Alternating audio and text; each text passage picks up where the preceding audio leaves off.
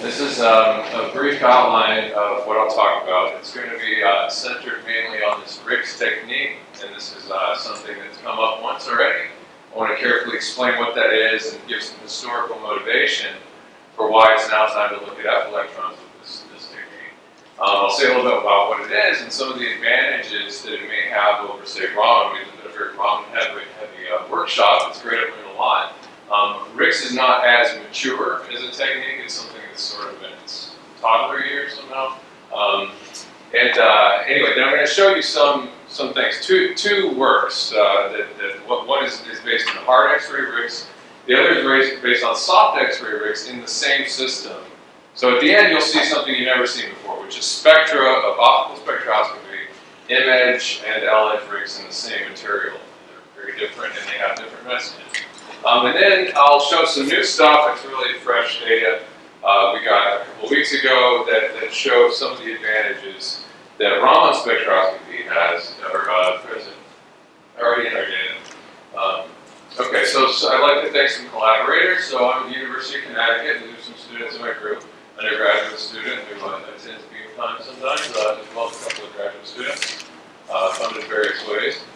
A lot of the work was done. I've now 10 years of working closely with the inelastic X-ray scattering group at the Argonne National Lab, the Advanced Photon Source. I'll also show some data from the ADRESS Beamline at Paul Scherrer Institute in Switzerland, worked closely with Marco Grioni. Have some theoretical support from Max Zero, Akio Kotani, and Junxin Zhu from Los Alamos, as well as a longtime collaborator, Ian Serige, and of course, great samples provided in both Japan and US. Okay, so here's the historical introduction. So this technique, resonant elastic X-ray scattering, has been, it's really a 21st century technique. It's taken off in a big way. And it's done quite a lot in the context of high-to-C superconductivity, starting around 2000. So Zahid Hassan's first big paper, was this RICS scattering measurement of the Mott gap, momentum dependence of the Mott gap, transitions in lanthanum copper oxide, in Mott insulators, half-filled Mott insulators. That's one thing you can observe with RICS. You can't really observe any other way, not easily anyway. Later, there was a new application, came from Gersh, Bloomberg, and John Hill, used the same type of RICS, hard X-ray K-edge copper RICS, to look at the momentum dependence of bimagnon scattering when the center of mass momentum of the two magnons in a two-magnon process is no longer zero.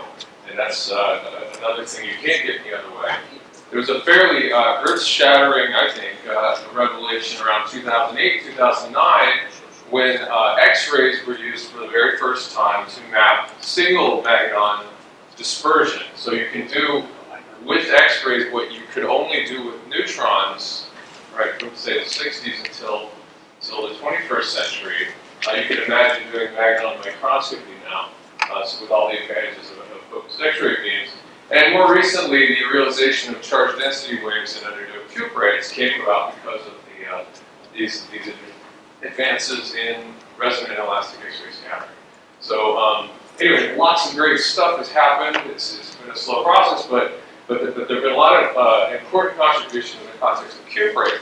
And it makes sense to look there first because in the 3D oxides, the magnetic exchange energies are very strong. And so the resolution requirements on seeing new physics is not as great as it would be in, say, heavy fermion or F electron systems. So RICS is no longer just a cuprate-only technique, and it was for many years, but nowadays people can also see spin waves in iron nictide parent compounds, for example, and also in iridates. This is an interesting story. So iridium, in its natural abundancy, is a neutron absorber, and so it's prohibitively difficult to do inelastic neutron scatterings on anything that contains iridium. But there's been a lot of science motivation on correlated systems with strong spin-order coupling. And so 5D iridates have come along as an important system to study, but you need a way to do that. It turns out that RICS is really a great way to do that. And so there's been quite a lot of progress on looking at mixed modes of crystal field excitations and also magnetic excitations in these 5D transition metal oxides. Okay, so Some of these are a little bit dated, but you can see this is some of the impact of resonant and elastic X-ray scattering papers, and also a map of the world showing that people getting the message. This is an important technique that's come along. A lot of the reason for the high interest now has come from improvements in resolution. So if you look at this graph in particular, this shows a RIX spectrum of more or less the same thing, lanthanum copper oxide, at different years. So in 1996, this is an elastic line. The resolution was about 1 UV, and you couldn't see much here. In 2000, it sharpened. Okay, 2003, you start to see this elastic line is actually composed of two things. Right? And as you move down, you start to see here 2008, the resolution is now 130 millivolts. That's when the single magnon excitations were discovered as distinct from the elastic line. So you could, for the Raman folks who think that it's very much Raman scattering, right? So 0 energy loss is that laser line you try to filter out, but we're doing it with X-rays. So, and it's really unbounded improvement in general. One could get very, very high resolution as things progress. So I just broke out the resolution as a function of year, and you can see that it's improving a lot. The NSLS2, the beam length construction, and first light in about a year and a half, is suspect to have 15 millivolt resolution and the copper L3 edge where you see single magnons. So anyway, a lot of this was based on the success in copper, and so now that we have the resolution based on this evolution, it's time to take a look at F electron systems where the energy scales are much lower. So if you're interested, you can read this review in 2011. It's already fairly out of date. A lot of stuff has happened since then. So I'll just say a bit about what RIX is in detail now. So X-ray absorption spectroscopy, we've seen this quite a bit. It's one of the go-to techniques to determine the valence of the system. So you start with a synchrotron or X-ray source of some type. It's usually not done at home, where you can tune the energy and more or less blast a sample, and you can get two signals from that. As Andy mentioned, you can measure the drain current, which is the number of electrons replacing the photoejected electrons, or you can look at the photofluorescence yield. And both of these things are called absorption. It's just a very secretive trade. This is what you might see as for copper K edge as an example. As you scan the incident energy, a tail from some absorption at lower energy gets a little kick, a little bump, when you go through a fundamental atomic transition of one of the species in the sample. So this would correspond to reaching the threshold to excite, for example, one s electron to an unoccupied state. The near-edge structure, we've seen a couple of people discussing that. If you go up to higher energies, they call it extended X-ray fine structure. But this near-edge structure has lots of bumps and wiggles, and these represent projections of valence states. And they're often analyzed, they've been analyzed for many, many years. But this is really about half the RIX process. The rest of the RIX process, and I'll use this L3 edge of a terbium as an example, corresponds to tuning your X-rays such that you can grab a particular core electron. In this, for the case of the L3 edge, that's a J equals 3 halves of terbium 2p core electron. Very small, physically small electrons that are very localized on the ytterbium, and putting it into an unoccupied state. So this shows the jump of the absorption, and these bumps can be associated with the 3+ and the 2+ character of the ground state. The core hole potential projects these and reverses the order relative to the ground state. So lots of things can happen at that point. Auger processes, fluorescence, line distribution lines of any type can relieve the system of that energy, but one particular relaxation channel is that another electron goes home, fills the core hole that was left from one of the states near the Fermi level in the manifold of states we care about, those that connect to material behavior. So behind you leave an electron hole pair excitation with an energy approaching 0, depending on how well you do the experiment. So resonant elastic X-ray scattering is, you can think of it as resonant Raman spectroscopy. For theorists or Raman people, this is considered to be the cross-section that's relevant to the signal we see. And okay, so momentum and energy are conserved throughout this process. So if you keep up with the angles and the energies of both the incident and the scattered photon, you can put together a spectrum that represents the excitation, some kind of excitation, very specific kind of excitation of the material. And you know that what you see has to do with the atoms that you light up, right? You choose the edge. So for example, that last example, we know that whatever we see is associated somehow with terbium. And if you control things very well, you can see different aspects of the terbium. It's valence selective. You can choose the 2+ or the 3+ resonance, for example, in a mixed valence system. Show an example of that. You can control the polarization. You know, that's a little more difficult than it is in laser Raman, say.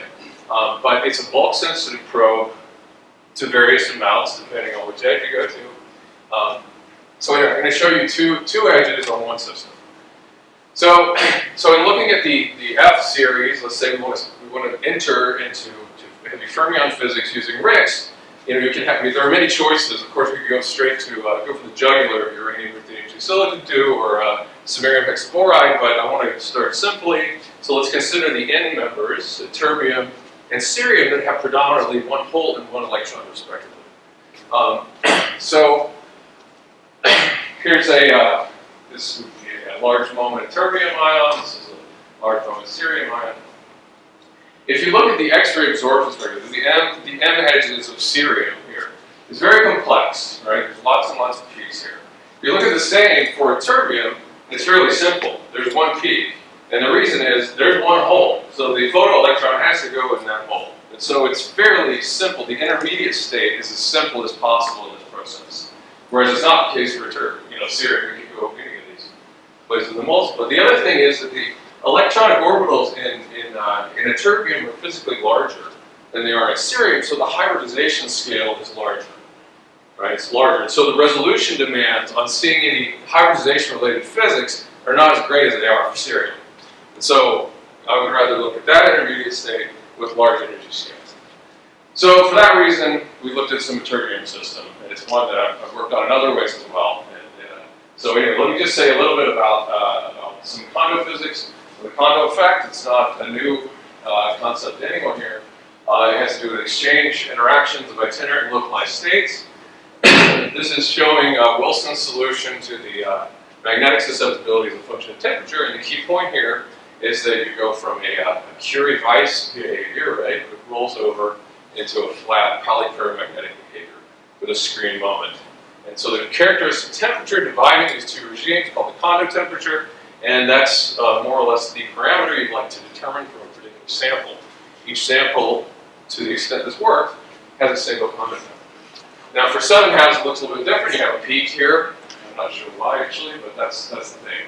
I was really glad that Rick mentioned yesterday a terbium silver copper 4 is a go-to control system for heavy fermion and mixed valent behavior, and this shows this nicely. So there's a fit to the Kondo model. It's a single parameter fit to get to extract from experimental data a single Kondo temperature. For the case of a terbium silver copper 4, that's about 75 Kelvin.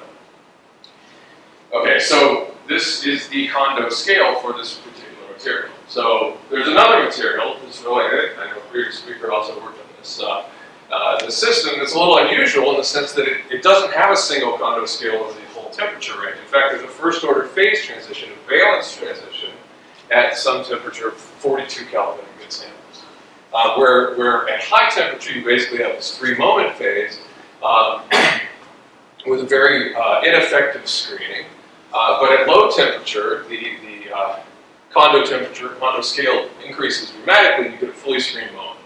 So this is also seen in several other things you can see. Besides magnetic susceptibility, also in the X-ray spectra themselves, you can see a jump here at what we call the 2+ resonance of the L3 edge as you cross the phase transition. It all seems consistent with a scenario or a description, effective description of a Kondo temperature, which flips when you just go below a transition. So far, there's one report that it's no longer the case. It's fairly weak. I'm not sure, but anyway, it's said to be an isostructural transition. Maybe there's a subtle structural component to it. It's first order in nature. The entropy released is consistent with the free moment entropy. And it's been pointed out that the Kondo volume collapse scenario is insufficient, principally because the volume just simply doesn't change very much at the transition. So numerically, it doesn't work as well as one might like. Also, if anyone's ever asked you, like, what's the application of what you do? Recently, very recently, someone took ytterbium indium copper 4 and made a refrigerator out of it. So it has this condo, this type of phase transition where you can, change the temperature a little bit, and all the magnetism goes away, has a magnetocaloric effect associated with it. So you can use it to pump heat, and it's slightly superior to that in ferromagnets in the sense that it's reversible. It's more reversible than a ferromagnetic loop. So the cycle itself generates less heat than a ferromagnetic one. Anyway, so applied maybe fermion. So let's go back to this. So here's the X-ray, the L3 edge of ytterbium indium copper 4. You have two resonances, mainly a 3+ and a 2+, and we did RICS. And what that means is we sent in photons at each energy going in the 3+ cluster or the 2+ cluster and analyzed what came out, the energy of what came out, to negative and positive energy gain. So, for example, in the 3+ cluster, so this shows the dots are high temperature phase of ytterbium indium copper 4, and then the lines are below the transition.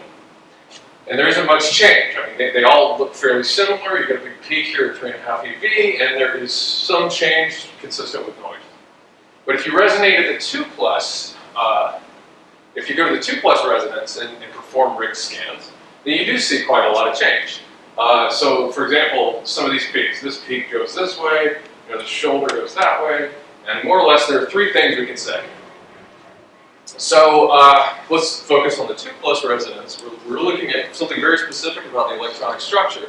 The three things that happen are some peak up here goes to the right, some middle shoulder here goes to the left, and then there's a suppression of RICS scattering around half the EV or so.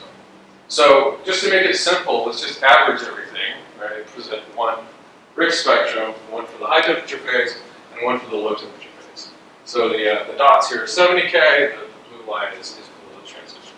And so these three things are here, they're present in the data, and what's particularly interesting for me, I can't say we understand completely everything that's here, but one thing that's clear is you have some kind of opening of a gap, something that looks like a gap opening. So we worked with Akio Kotani in Japan, who is a specialist in applying single impurity Anderson model to X-ray spectroscopies, and was able to take some existing LSDA plus U data, right? These are calculations for the 5D density states, which we believe we're probing, and I can show you more evidence of that later, and perform a calculation of the RICS spectrum.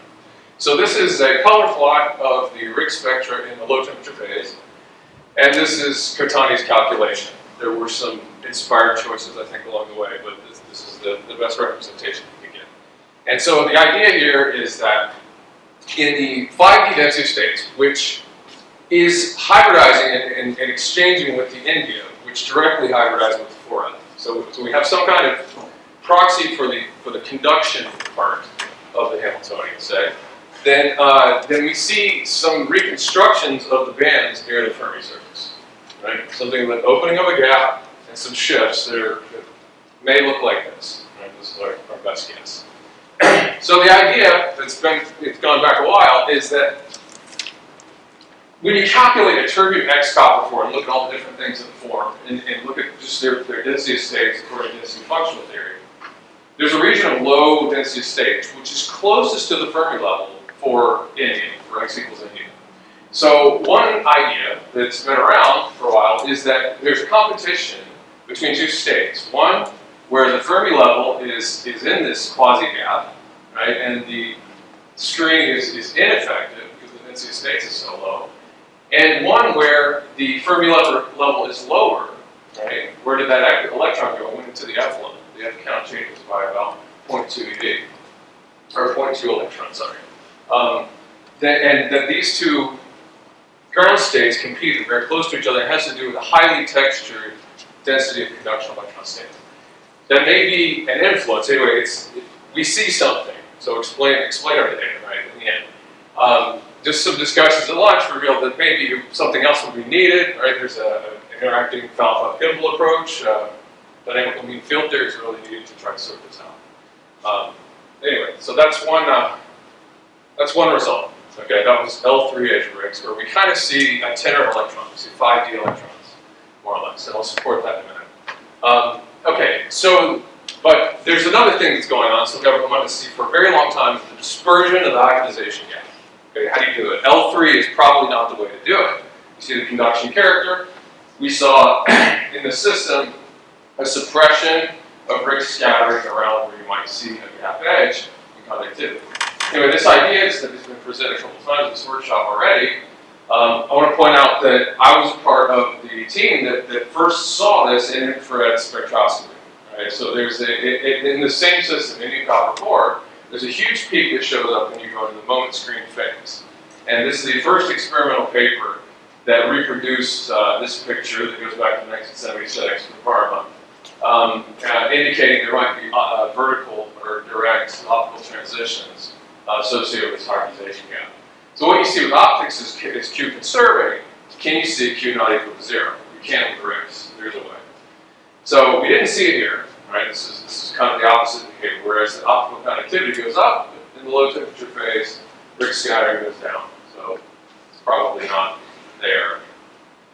So we did M edge RICS. So this is a soft X-ray technique, right? So this is showing that beautiful Lorentzian, the simplest absorption spectrum I've ever seen in my life, that comes from the closed shell intermediate state.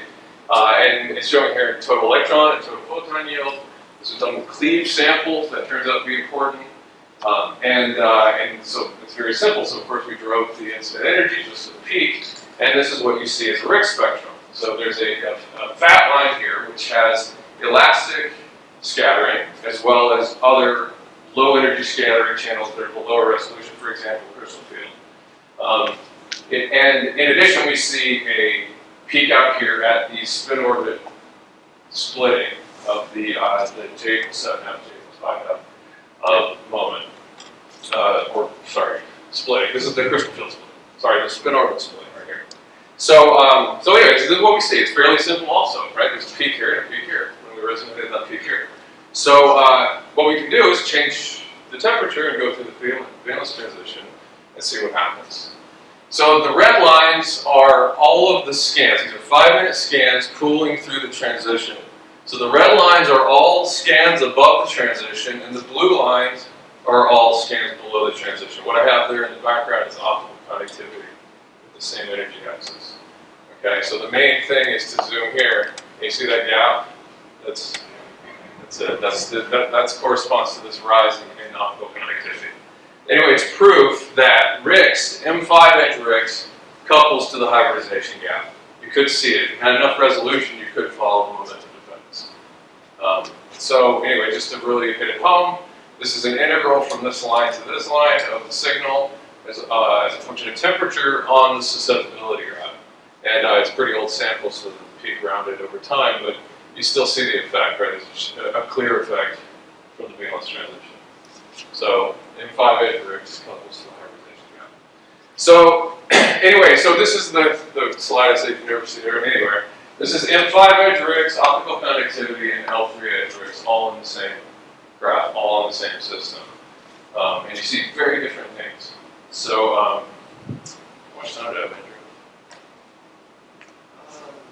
5 more questions. Okay, I'll just shoot through some stuff. So, all right, thanks. So it's coming around. I said we're entering a new era of resolution, right? We're about to hit 30 millivolts. I think 30 millivolts at the copper L3 exists, and the new machines are spec'd to 1510 millivolts at the copper L3, which would correspond to say 1520 millivolts resolution at the M5. So here's a calculation of crystal field levels that would be accessible with the M5 at the M5 edge and the terbium and the copper 4 based on the previous speaker's crystal field measurements and neutron scattering. So it's getting to a point now where X-ray, inelastic X-ray scattering, resonant inelastic X-ray scattering can really go directly to these crystal field levels and see them without having to include as much core hole interaction effects. And so this is showing, this is a new paper, it's about a month old or so, showing this is 250 millivolt resolution cerium M5H RICS, along with some calculations broadened by what the new resolution will be. So those measurements are being done now.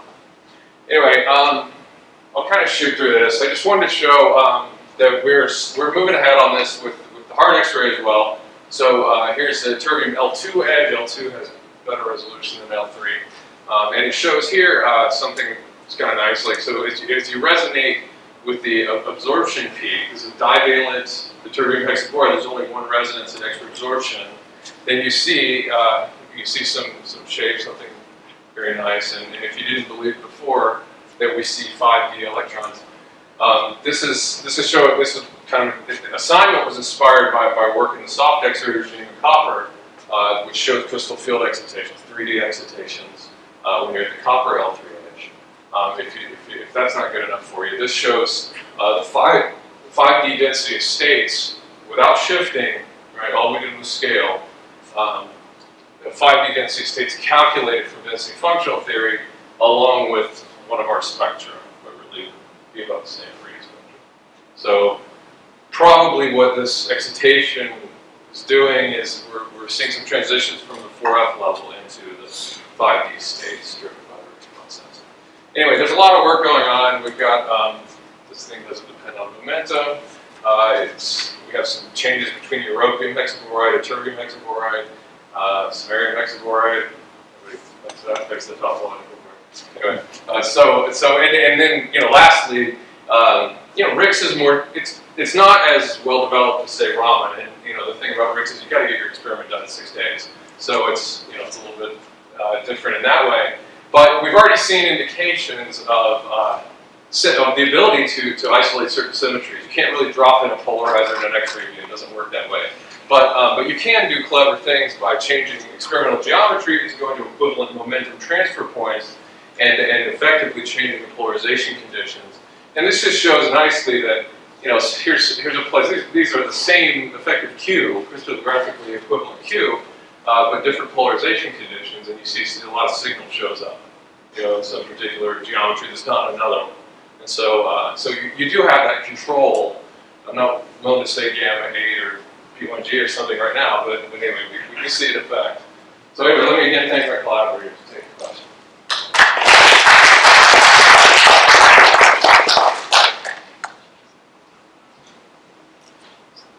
Okay, so there's something happening that maybe you returned to, but I think I missed it, about cleaning the sample having been important. Yeah. I usually bring to be bulk sensitive, so I was looking confused about this. Can you explain it? Yeah, it is bulk sensitive in the sense that the penetration depth of the probe, right, the photon going in, and also the escape depth of the particle that comes out, the photon that comes out, is many microns. So there's no electron on either end of that. So it's, of course, there is a penetration depth that depends on the incident energy. At the lower energies, that's more shallow. What I was referring to, though, was a particular sensitivity to surface conditioning of mixed valence systems. So, for example, in samarium sulfide, the gold to black transition, I believe, was discovered by polishing. Like the small pressures and the surface treatment can affect the physical properties in a very sensitive way of certain materials. And that's the case in the terbium indium copper 4. If you polish and measure optics, the transition looks continuous, right? But it's not if you cleave. So it's that kind of thing, right? So the neutron scatters trap or bulk means the centimeter, not microns.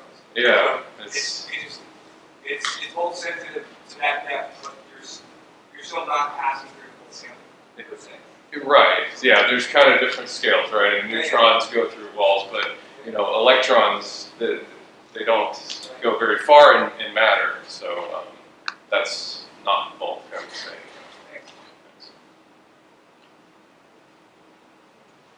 Are there any prospects for doing this in a time-controlled way at some point? Sure, it's been done in the best case it was iridium, L3. So it was, and it was fairly recent, last 2 months, I think. There was a pump probe work at the LCLS and also in Japan. It was a collaboration with Brookhaven. and many other places. You know, it's a big job. There wasn't a huge effect, but you know, there could be. A lot of new development in XFL and Hamburg as well, Yeah, building new buildings. that's right. LCLS has an in-station for it. You know, I think other FELs are working on that. Gotta do this part first.